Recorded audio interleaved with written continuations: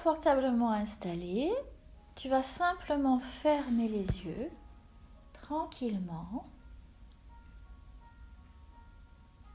pour pouvoir prendre un temps pour toi, un temps pour te détendre, pour te relaxer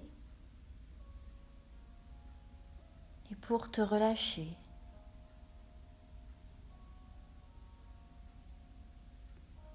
Et simplement, je voudrais que tu portes ton attention sur ta respiration.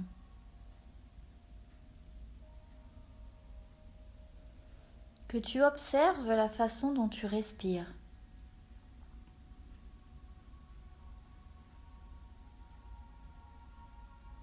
Que tu sentes l'air entrer et sortir de ton nez ou de ta bouche, peu importe.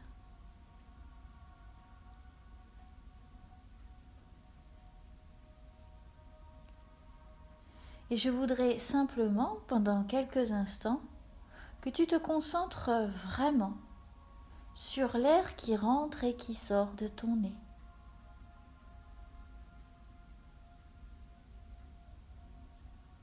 Et peut-être peux-tu sentir qu'il y a une différence de température entre l'air qui rentre et l'air qui sort.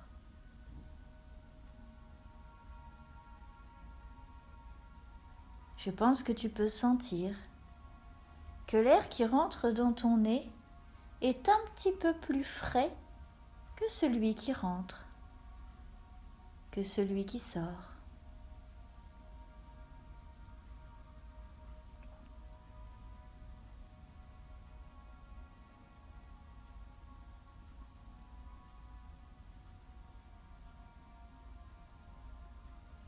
Et tu peux même essayer d'observer jusqu'où l'air frais rentre dans ton corps. Certaines personnes sentent le frais uniquement dans leur nez. D'autres le sentent dans la gorge. Et d'autres peuvent même le sentir jusqu'à l'entrée de leurs poumons.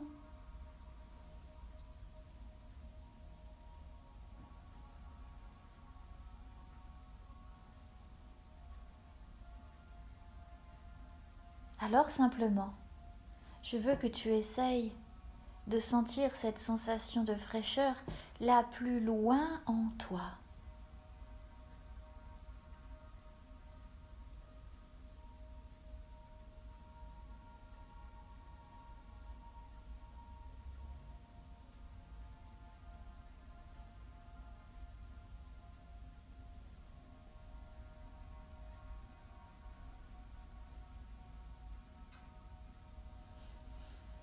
Et le frais, c'est assez agréable. Le frais, c'est apaisant.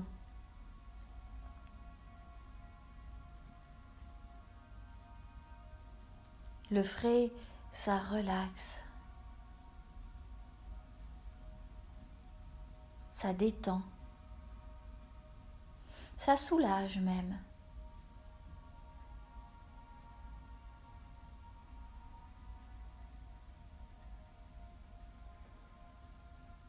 Et le chaud, lorsque tu souffles, c'est un peu comme si l'air frais que tu avais inspiré s'était chargé de choses qui ne sont pas bonnes pour toi. Et du coup, cet air frais s'est alourdi.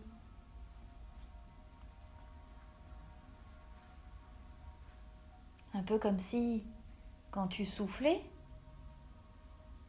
tu permettais à ton corps d'expulser toutes les choses qu'il ne veut plus, toutes les choses inutiles.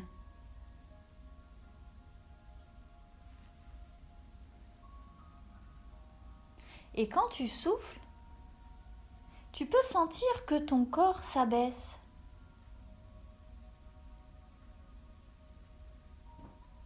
Quand tu souffles, tu peux avoir cette impression que tu t'enfonces un petit peu plus dans le fauteuil ou dans ton lit.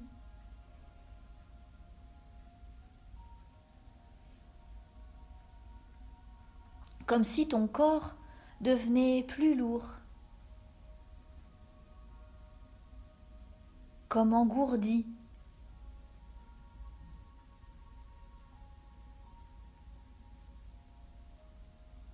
Et c'est très agréable, cette sensation que l'on a lorsque l'on souffle. Cette sensation de s'enfoncer un petit peu plus dans le matelas. Comme si tu étais installé sur un gros nuage, tout moelleux, tout dufteux.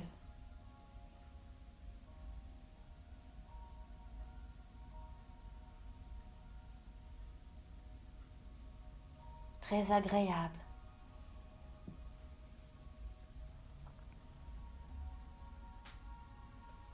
Et simplement, je veux que tu te concentres sur cette sensation d'enfoncement. Tu sens ton corps qui se détend, qui se relâche, qui se relaxe. Tu le sens devenir beaucoup plus lourd, parfaitement détendu, parfaitement relâché, parfaitement relaxé.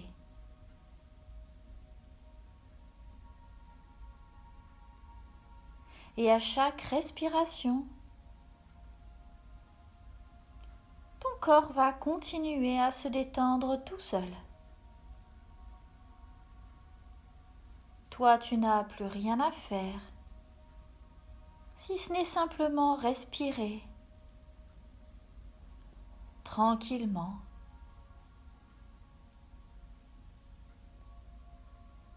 à ton rythme.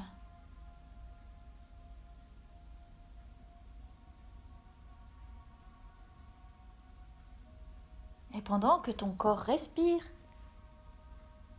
et qu'il se relâche et qu'il s'enfonce, ton inconscient,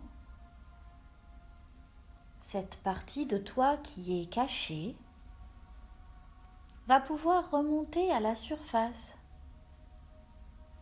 être un peu plus présent. Et peut-être même qu'il peut choisir de s'installer dans une de tes mains, dans un de tes doigts. Et il se peut que tu le sentes s'installer dans ta main. La main qu'il va choisir va devenir un peu plus lourde, un peu plus engourdie. Ce sera un peu comme si cette main ne t'appartenait plus vraiment.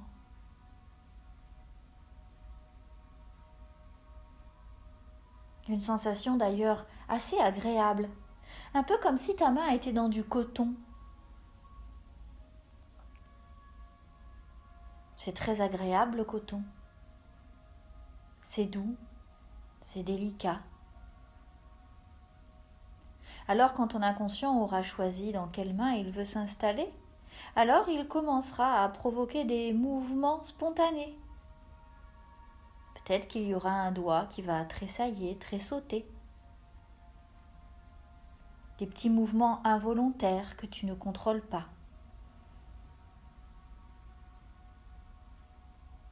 Qui sera le signe qu'il est parfaitement présent. Et pendant qu'on laisse l'inconscient s'installer dans une de tes mains, dans certains doigts, je vais simplement te demander d'imaginer que tu te trouves face à un escalier.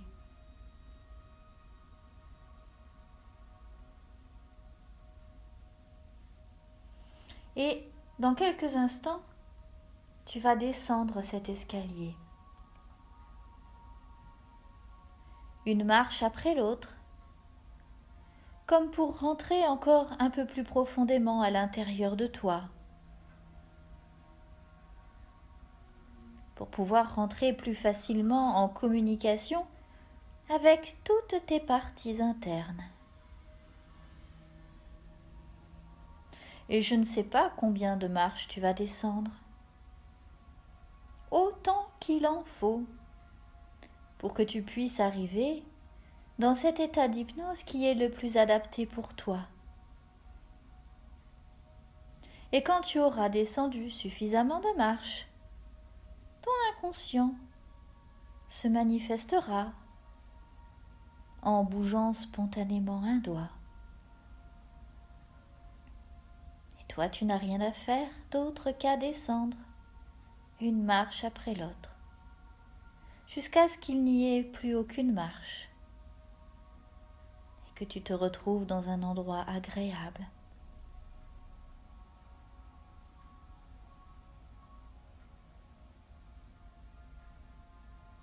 Et tu descends encore plus profondément.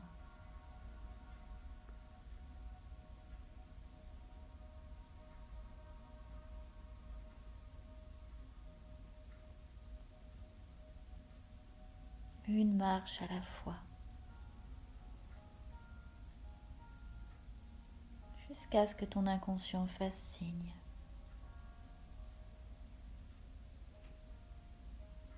En bougeant un de tes doigts.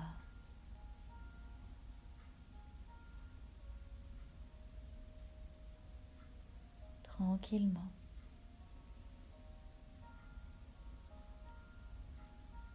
À ton rythme.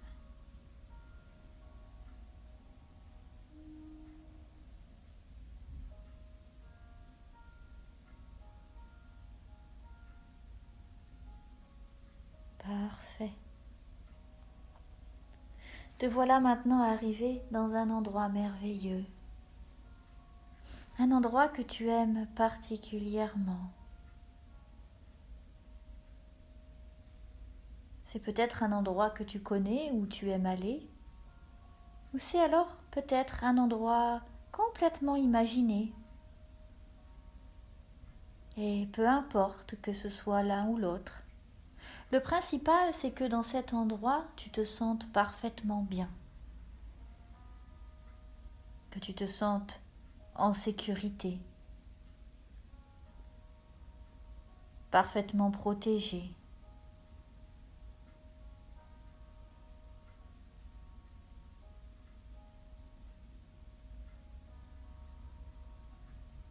Et tu vas simplement, tout le long de cette séance, rester dans cet endroit calme et serein.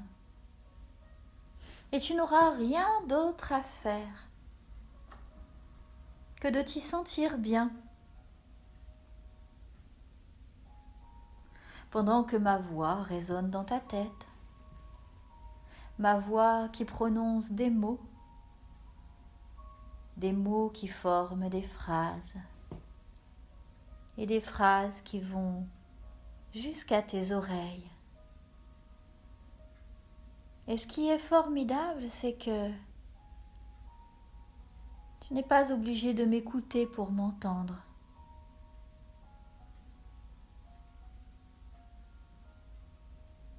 Tu n'es pas tenu de m'écouter pour m'entendre attentivement. Et tu peux même m'entendre sans m'écouter attentivement. Et c'est ça qui est formidable. Tu laisses simplement les mots et les phrases venir à toi, comme les notes d'une musique, douce et agréable à tes oreilles.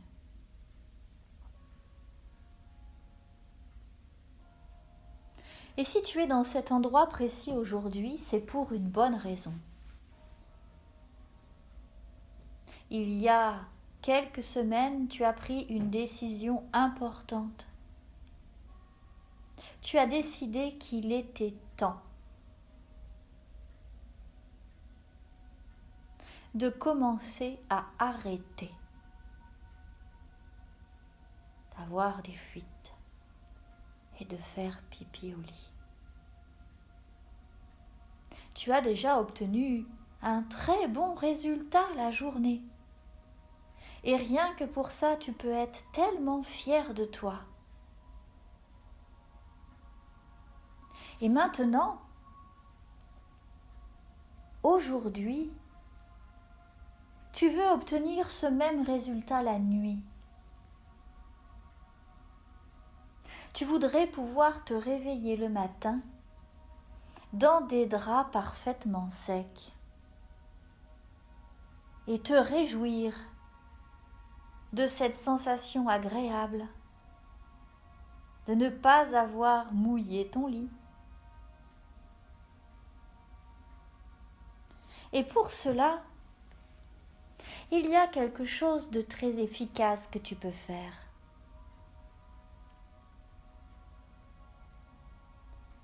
Il faudrait simplement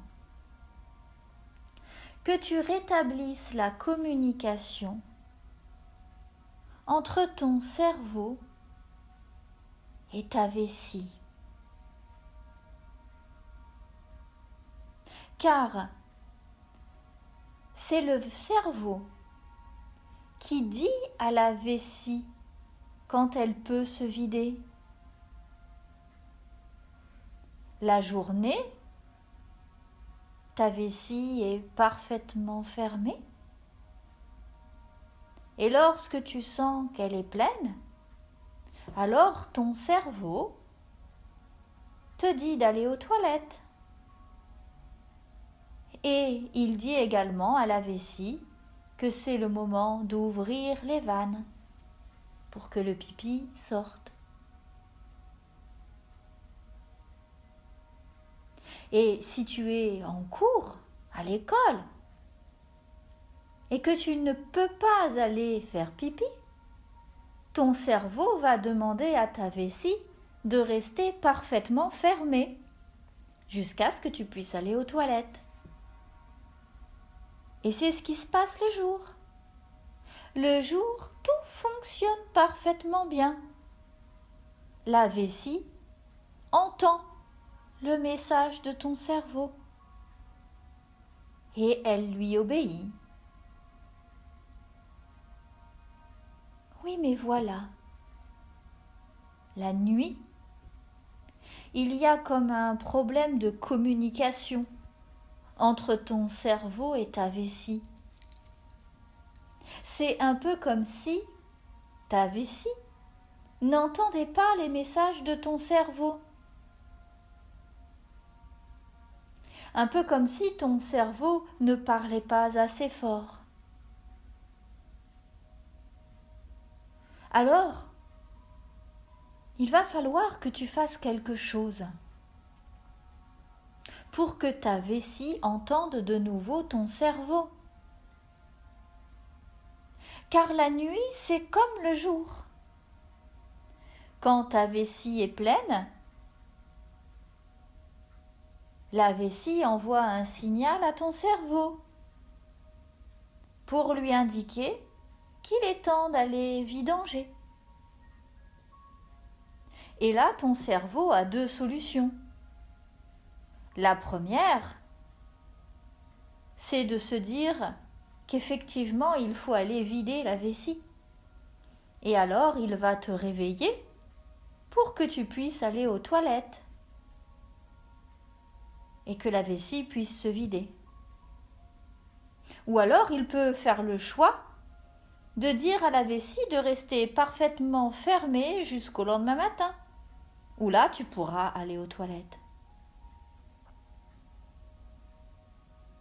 Mais en ce moment, c'est un peu comme si, quand ta vessie était pleine, elle n'attendait pas les ordres du cerveau et qu'elle décidait d'elle-même d'ouvrir les vannes. Mais c'est bel et bien ton cerveau qui décide comment fonctionnent tes organes. Alors je voudrais que tu rétablisses la communication la connexion entre ta vessie et ton cerveau, pour que la nuit, ils puissent s'entendre et travailler ensemble comme le jour. Et pour faire ça, je vais te proposer d'imaginer que tu es devant un robinet.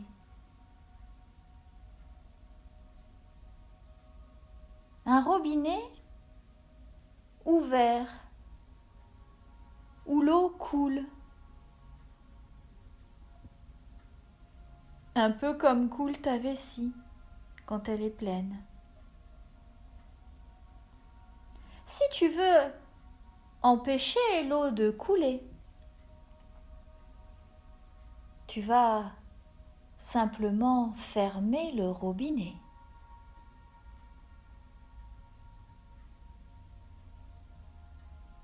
Et je voudrais que tu imagines que tu es en train de fermer ce robinet qui coule.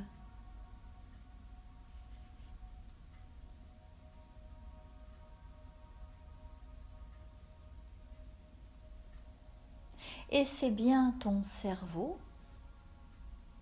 qui a donné l'ordre à tes mains d'aller fermer le robinet.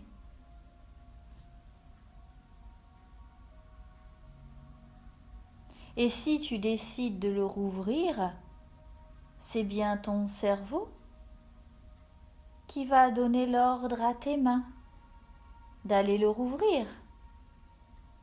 Le robinet ne peut pas s'ouvrir tout seul. Il y a forcément une action de ta part. C'est toi qui décides de l'ouvrir ou de le fermer. Eh bien, c'est un peu pareil avec ta vessie. C'est quand même bien toi qui décides si elle doit se vider ou si elle doit se retenir.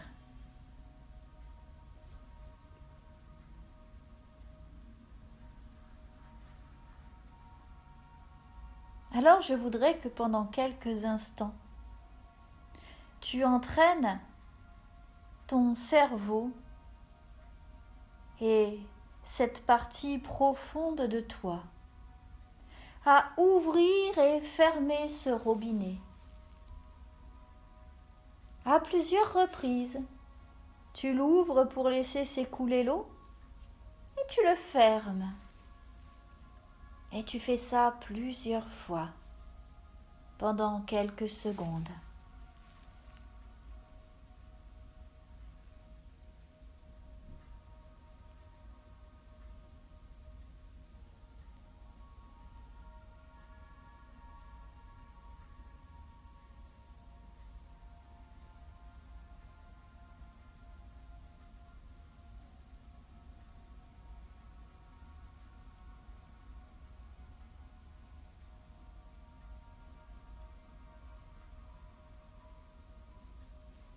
Et tu peux constater que c'est bien toi qui décide si oui ou non l'eau peut couler.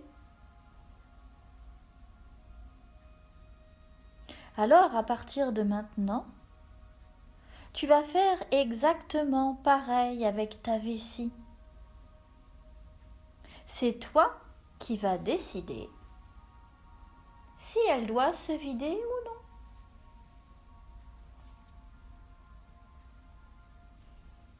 Dorénavant, la nuit, lorsque la vessie sera pleine, ton cerveau pourra faire le choix de te réveiller pour que tu puisses aller la vider, ou il pourra faire le choix de la maintenir complètement fermée jusqu'au lendemain matin. Et c'est bien toi, uniquement toi, qui décide de ce que doit faire ta vessie. En rétablissant la communication entre ta tête et ta vessie. Tu vas lui permettre de refonctionner correctement. Alors, c'est simplement quelques réglages, quelques ajustements que tu vas devoir faire. Et tu sais que certains réglages sont plus efficaces que d'autres. Peut-être que tu vas trouver du premier coup le réglage à faire pour que ton cerveau et ta vessie travaillent ensemble. Ou peut-être que tu devras faire quelques petits ajustements dans les jours qui viennent pour obtenir le résultat voulu. Mais que ce soit l'une ou l'autre des solutions, tu sais que tu es en train de reprendre le contrôle de ta vessie. Et que dorénavant, elle suivra les ordres de ton cerveau. Car c'est lui qui contrôle l'ensemble de ton corps. C'est lui qui contrôle l'ensemble de tes organes.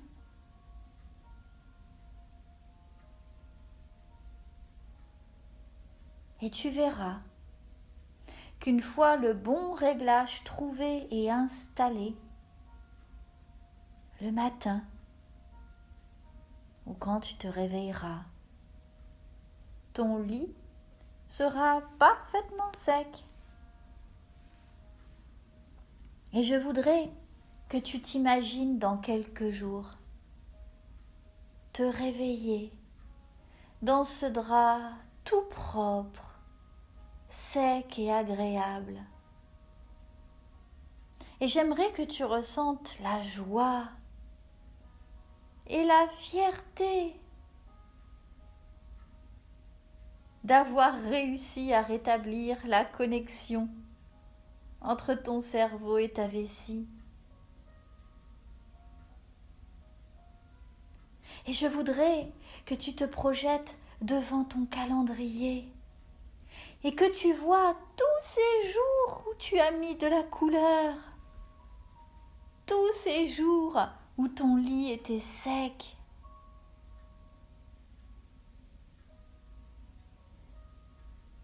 Tu peux voir du stabilo sur toutes les cases de ton calendrier.